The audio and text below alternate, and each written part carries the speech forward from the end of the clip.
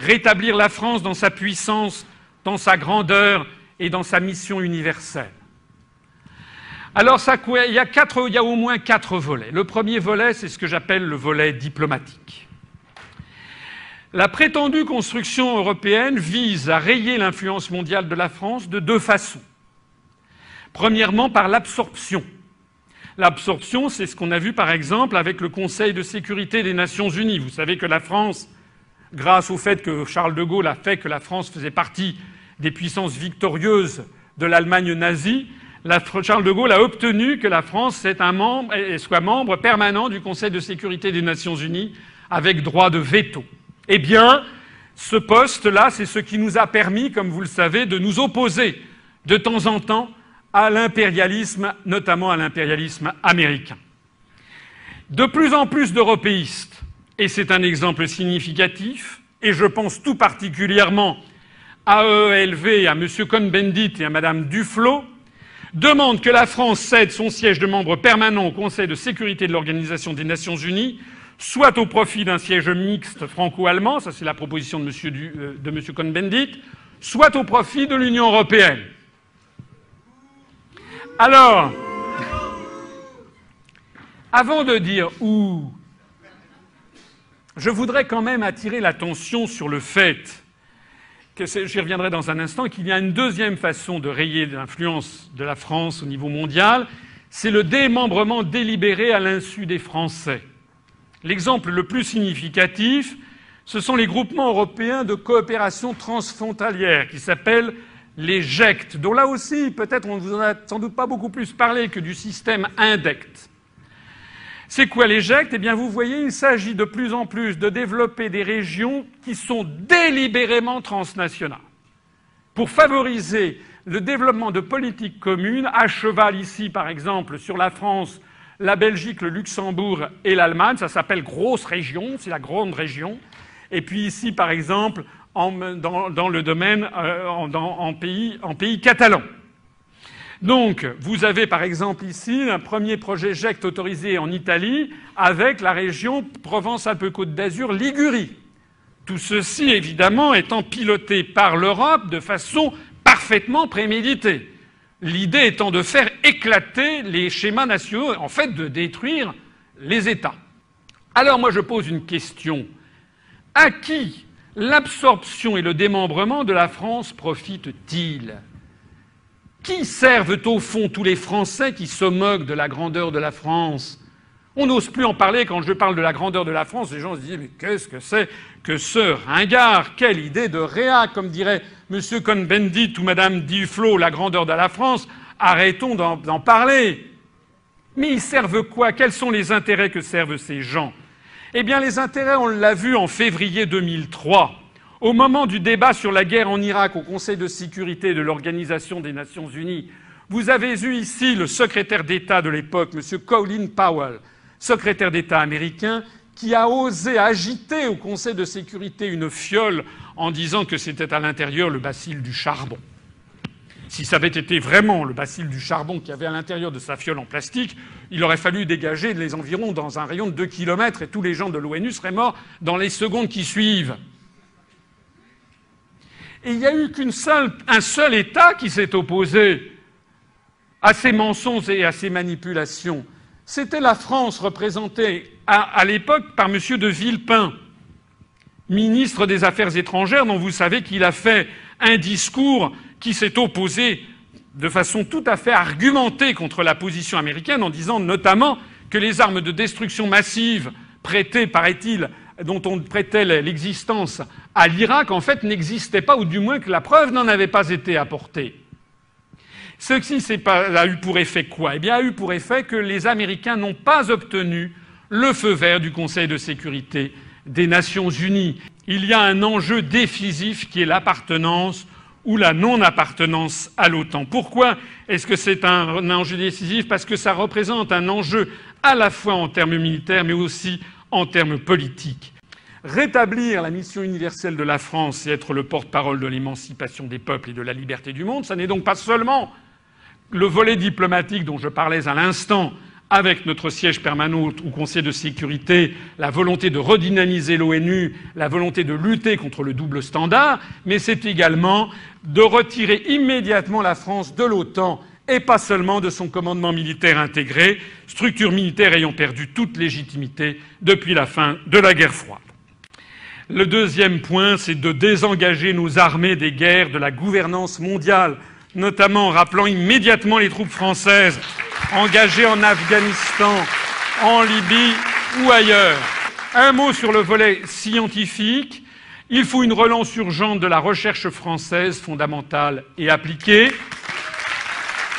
avec la revalorisation de la fonction de chercheur, une amélioration des conditions de travail et de rémunération, une titularisation des personnels quand c'est nécessaire, des incitations fiscales au mécénat d'entreprises et de particuliers et une valorisation médiatique. Et puis j'en arrive au quatrième volet de ce rayonnement de la France et de la grandeur de la France, c'est ce que j'appelle le volet culturel. Avec la priorité à l'universalité, je vous en ai déjà parlé tout à l'heure, eh bien, je proposerai, je ne suis pas sûr d'y arriver, c'est l'une des très rares propositions, j'en ai fait une autre tout à l'heure quand j'ai suggéré que l'ONU interdise les puces RFID sur les êtres humains, c'est l'une des très rares propositions du programme que je vous présente qui ne dépend pas uniquement de nous, de vous et de moi, qui dépendra de l'avis d'autres États. Mais je proposerai à l'ensemble des États membres de l'ONU de transférer le siège de l'UNESCO de Paris à Strasbourg. Et en parallèle, nous créerons un centre mondial de la concorde entre les civilisations à Strasbourg, qui sera construit juste à côté, ou qui bénéficiera d'ailleurs des mêmes locaux à Strasbourg. Et puis nous avons effectivement les pays de la francophonie qui ont cet admirable avantage d'être présents sur les 5 continents et en particulier d'avoir toutes les ethnies, toutes les religions à peu près qui se regroupent selon une affinité linguistique et historique. Donc cette priorité à la francophonie, eh bien, nous proposerons à nos partenaires la création d'un parlement de la francophonie. Et il sera installé où? Eh bien, je vous le donne en mille, il sera installé justement dans les locaux de l'UNESCO, que nous aurons donc vidés pour les transférer à Strasbourg, où ils auront beaucoup plus la place pour signaler justement la paix. D'ailleurs, ça sera mieux, puisque Strasbourg est une ville qui se trouve à la frontière du monde latin et du monde germanique, donc ça sera un extraordinaire symbole. En revanche, eh bien, les locaux de l'UNESCO sont tout à fait à la taille de la quarantaine de pays et qui sont membres de la francophonie.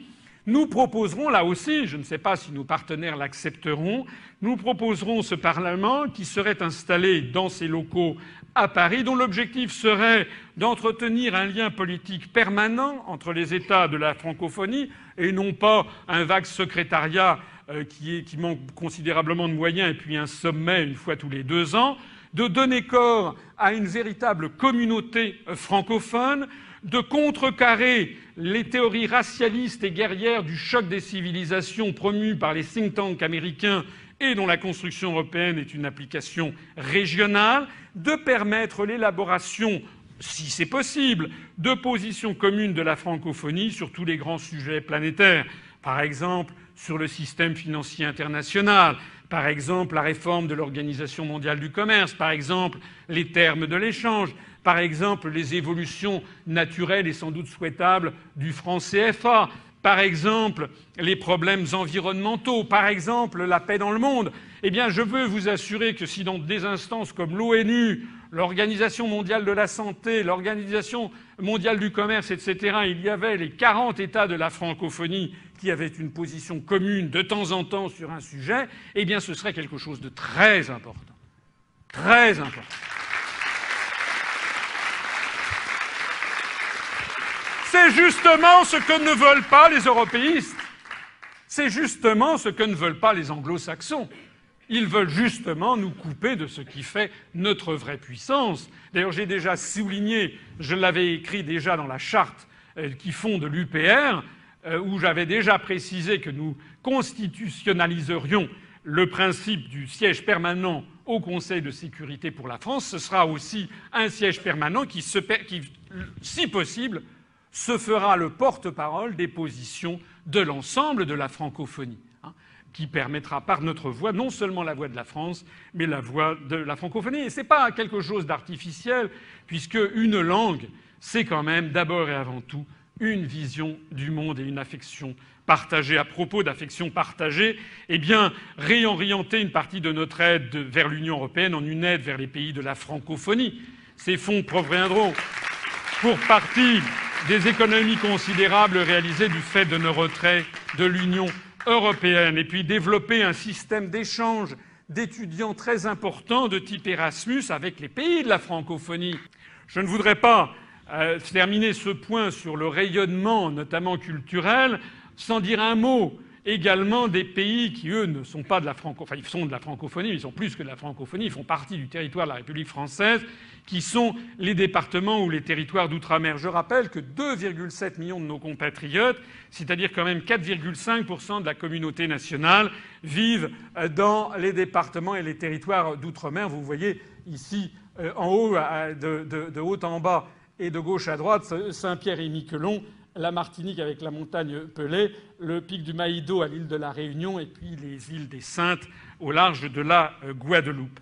Alors pourquoi je vous parle d'eux ? Parce qu'ils se sentent pourtant les oubliés de la République. Le chômage y est souvent important. Je signale que l'île de la Réunion est, avec plus de 850 000 habitants, est le 25e, je crois, département le plus peuplé de France sur une centaine. Donc c'est un très gros département français. Le chômage y est important. Les dirigeants français n'en parlent jamais ou pratiquement jamais. Et ils préfèrent vanter notre solidarité avec les Slovaques ou les Lettons. Je rappelle que l'Union européenne qualifie les départements d'outre-mer de régions ultra-périphériques. Et pourquoi donc ? Pourquoi donc l'île de la Réunion, qui est française, comme vous le savez, depuis 1638, c'est-à-dire avant la mort de Richelieu et de Louis XIV, qui est française avant les villes de Lille, Courtrai, française bien avant la Savoie ou le comté de Nice, qui sont françaises depuis 1860. Eh bien, pourquoi cette île de la Réunion, comme d'ailleurs la Guadeloupe et la Martinique, qui sont françaises depuis à peu près la même période, pourquoi seraient-elles considérées comme des régions ultra-périphériques par rapport à la Slovénie ou à Chypre ? C'est d'autant plus absurde à une époque où tout, avec Internet ou les communications, désormais, les mêmes nous disent que les distances ont été abolies. J'insiste aussi sur le fait que les territoires d'outre-mer ne sont pas dans l'Union européenne. D'ailleurs, ils s'y portent très bien. Alors, le 19e point, ce sont des référendums sur des sujets clés qui méritent un large débat national. Il y a peut-être certains sujets dont je n'ai pas parlé, et peut-être que ça vous a surpris. Il y en a que j'ai délibérément mis de côté. Il y en a trois. 3 sujets clés. En tant que président de la République, j'organiserai 3 référendums au cours du quinquennat qui donneront ensuite lieu, d'abord 3 des grands débats nationaux qui donneront lieu à 3 référendums. D'abord, un débat sur la politique énergétique de la France. Je l'ai déjà dit, je me suis déjà exprimé là-dessus.